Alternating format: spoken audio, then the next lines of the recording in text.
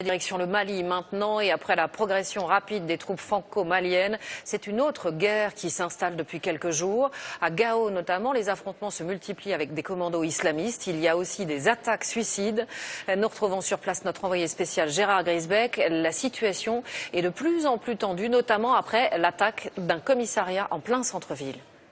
Voilà tout ce qu'il reste du commissariat du centre-ville de Gao, à côté du marché. Et ce matin encore, les soldats font le tri ici dans ce commissariat. On s'est battu très durement puisque les islamistes essayaient de prendre d'assaut ce commissariat du centre-ville, près du marché. Les combats ont été très durs, les islamistes étaient nombreux, ils étaient très mobiles. Certains d'ailleurs circulaient avec la Kalachnikov et en mobilette. Et il a fallu plusieurs heures pour en venir à bout, après des renforts français, des Français qui ont dû ouvrir le feu. Cette nuit encore, on s'est battu, puisqu'on a entendu dans le centre-ville et dans les alentours de Gao des grandes détonations, sans doute des tirs de chars français, mais également des tirs d'hélicoptères. Et ce matin, la population évidemment est venue voir ce qui se passe. La situation semble plus calme, c'est vrai, mais la tension est quand même un petit peu perceptible, parce qu'on sait qu'à tout moment, tout peut revenir. Les corps des islamistes qui ont été tués n'ont toujours pas été ramassés.